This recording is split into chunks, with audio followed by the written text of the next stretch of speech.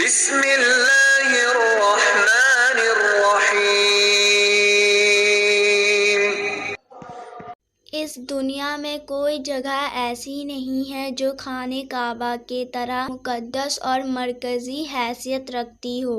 خانہ کعبہ سعودی عرب کے مکہ شہر میں ہے۔ روزانہ ہزاروں مسلمان یہاں خانہ کعبہ کی طواف کرنے آتے ہیں۔ کعبہ کی تصاویر کروڑوں مسلمانوں کی زینت ہے۔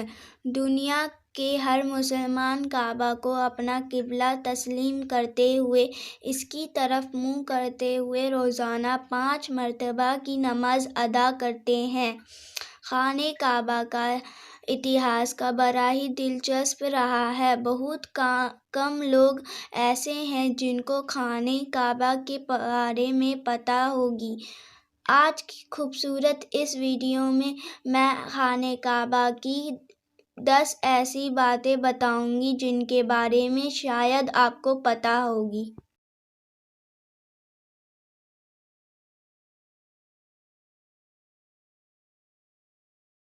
دوستو، خانہ کعبہ کو کب، کیسے اور کس نے تعمیر کی؟ ہم آج جس کعبے کو دیکھتے ہیں وہ ہمیشہ سے ایسا نہیں تھا۔ قدرتی آفات، کئی अन्य کارنوں سے سمے سمے پر کعبے کی تعمیر ضرورت پڑتی رہی ہے۔ دوستو، ہم میں سے اکثر لوگ یہ سوچتے ہیں کہ کعبے کی تعمیر سب سے پہلے حضرت ابراہیم علیہ السلام اور ان کے بیٹے اسماعیل علیہ السلام نے کی، مگر ایسا نہیں ہے۔ روایتوں میں آتا ہے کہ اللہ تعالیٰ نے حضرت آدم علیہ السلام کو جنت سے دھرتی پر بھیجا، تب آدم علیہ السلام اللہ تعالیٰ کے حکم سے ایک خانہ کعبہ کی تعمیر کیا، جس کے لیے آدم علیہ السلام نے مختلف پہاڑیوں سے پتھر لا کر کعبے کی نیو رکھ کی۔ اس کے بعد ہزاروں سالوں بعد نوح علیہ السلام کے زمانے میں طوفان نوح آیا تھا۔ خانہ کعبہ طوفان کی وجہ سے بہہ گیا، مگر کعبے کی نیو بچی رہی۔ بعد میں ابراہیم علیہ السلام نے اللہ کے حکم سے اپنے بیٹے اسماعیل علیہ السلام کے ساتھ مل کر اسی نیو پر خانہ کعبہ کو پھر سے تعمیر کیا۔ پھر نبی صلی اللہ علیہ وسلم کے زمانے میں ظہور نبوت سے پہلے قریش والوں نے خانہ کعبہ کو تعمیر کیا۔ قریش کے لوگ اکثر حرام طریقے سے پیسے کمایا کرتے تھے، مگر انہوں نے قسم کھائی تھی کہ کعبہ کی تعمیر صرف حلال پیسے سے کریں گے، مگر وہ پوری طرح سے کامیاب نہ ہو پائے اور وسائل کی کمی کے کارن کعبے کے چھت کا کام ادھورا رہ گیا۔ اس کے بعد جو تعمیر ہوئی وہ سیدنا عبداللہ زبیر رضی اللہ تعالیٰ کے دور میں ہوئی۔ آخری بار عبداللہ ملک بن مروان کے کہنے پر حجاج بن یوسف نے قریش کے بنائے ہوئے کعبے کو گرایا اور اسی نیو پر نئے کعبے کو تعمیر کیا، اور آج جو ہم خانہ کعبہ کو دیکھتے ہیں وہ اسی وقت سے تعمیر کیا ہوا ہے۔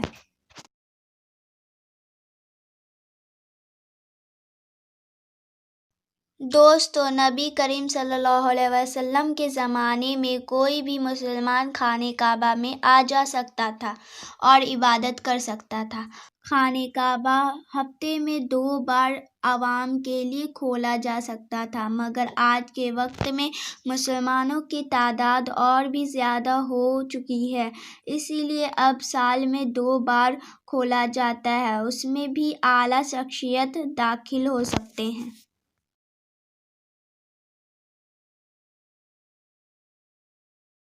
دوستو، کیا آپ کو پتہ ہے خانہ کعبہ میں پہلے 2 دروازے ہوا کرتے تھے، ایک خانہ کعبہ میں داخل ہونے کے لیے اور دوسرا باہر نکلنے کے لیے، مگر آج ایک ہی دروازہ رکھا گیا ہے، اور یہ دروازہ 1969 میں لگ بھگ 300 کلو سونا سے بنایا گیا تھا۔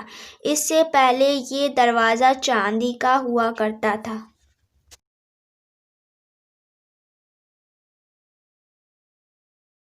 دوستو، آپ نے کبھی غور کیا ہے کہ حجر اسود چاندی کے کوچ میں کیوں گھرا رہتا ہے؟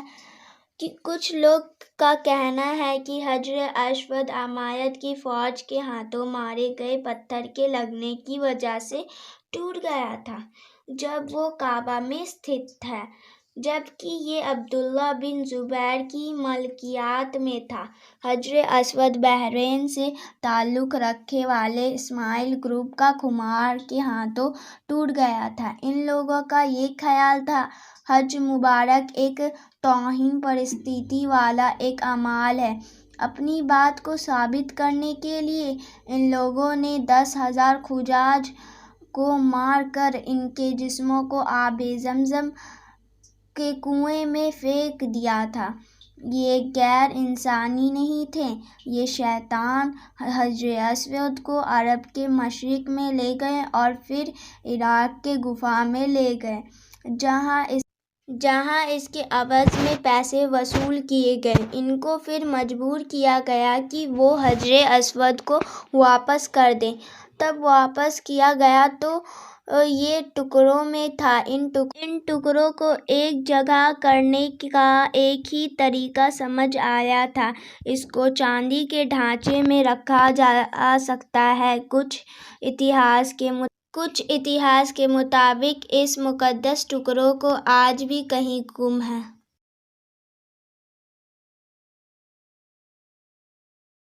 دوستو، کعبہ کا لفظ کا مطلب ہوتا ہے کیوب، یعنی کہہ لیجیے چوکور۔ مگر کیا آپ کو پتہ ہے ابراہیم علیہ السلام کے وقت ایک سائڈ کا حصہ گول ہوا کرتا تھا جسے آج ہم حتیم کہتے ہیں۔ حتیم کعبے کا ہی حصہ ہے، اس لیے آج آپ دیکھتے ہوں گے کہ طواف کرنے والے لوگ حتیم کے اندر سے نہ جا کر بلکہ حتیم کے باہر سے طواف کرتے ہیں۔ دراصل ظہور نبوت سے پہلے جب قریش والوں نے خانہ کعبہ کی تعمیر کی تھی تو تب وہ حلال مال اکٹھا کرنے ناکام ہو گئے تھے اور وسائل کی کمی کے کارن انہوں نے کعبے کے اس حصے کو چھوڑ دیا تھا۔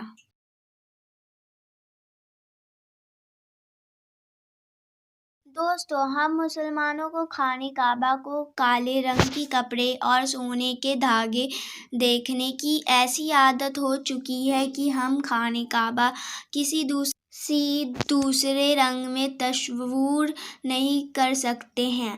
مگر کیا آپ کو پتہ ہے پہلے خانہ کعبہ پر مختلف رنگوں کے بھی گلاس چڑھائے جاتے تھے، جن میں ہرا، لال، سفید رنگ شامل ہے۔ جس کپڑے سے خانہ کعبہ کو کور کیا جاتا ہے اسے ایک کسوہ کہا جاتا ہے۔ یہ کپڑا سلک اور کاٹن سے بنا ہوتا ہے جس پر قرآن پاک کی کئی آیتیں سونے کے دھاگے سے لکھی جاتی ہیں۔ ہر سال حج کے دوران 9 ذی الحجہ کو فجر کی نماز کے بعد غلاف کعبہ کو چینج کیا جاتا ہے۔ ہر سال غلاف کعبہ کو $60 ملین انڈین روپیز کے حساب سے روپیز 42+ کروڑ سعودی سرکار دوارا خرچ کیا جاتا ہے۔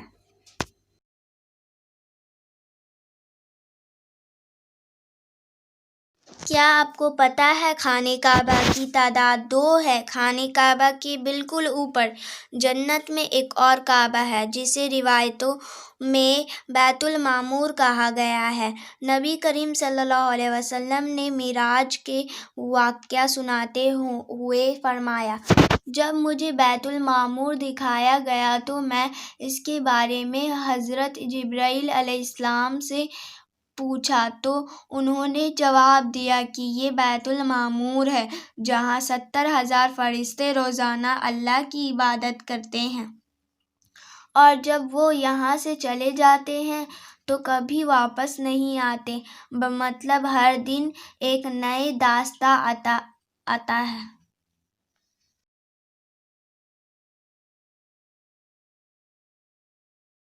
دوستو، خانہ کعبہ کی دروازے کو کھولنے کے لیے جن چابیوں کا استعمال ہوتا ہے وہ کوئی سعودی گورنمنٹ کے پاس نہیں ہے بلکہ نبی کریم صلی اللہ علیہ وسلم کے ایک صحابی کے خاندان کے پاس موجود ہے۔ فتح مکہ کے بعد پیارے نبی کو کعبہ کی چابیاں سونپی گئیں۔ پیارے نبی نے یہ چابیاں اپنے پاس رکھنے کے بجائے پنش صاحبہ کے خاندان کے عثمان بن طلحہ کو دے دیا۔ اس وقت سے آج تک خانہ کعبہ کی چابیاں عثمان بن طلحہ رضی اللہ عنہ کے خاندان کے پاس ہی ہیں۔ پیارے نبی کا فرمان کے مطابق یہ چابیاں قیامت تک انہی کے پاس رہیں گی۔ صلی اللہ علیہ وسلم نے فرمایا تھا کہ اے بنی طلحہ، یہ چابیاں روز قیامت تک تیری تحویل میں رہیں گی سوائے اس کے کہ وہ زور زبردستی غیر اخلاقی طریقے سے تجھ سے چھین لیا جائے۔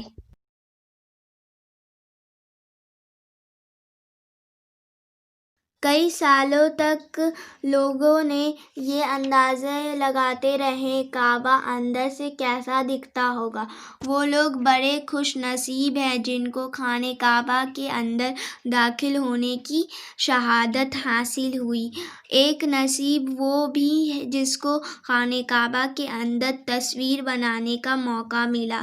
پھر لاکھوں کروڑ لوگوں نے یہ تصویر آن لائن بھی دیکھیں اور بھارت کے کئی لوگوں کو وہم بھی دور ہو گیا کہ جو یہ کہتے تھے ہمارے دیوتا کی مورتی کعبے کے اندر رکھی ہوئی ہے۔ دوستو، خانہ کعبہ کے اندر کا حصہ سنگ مرمر اور ہرے رنگ کے کپڑے سے ڈھکا ہوا ہے۔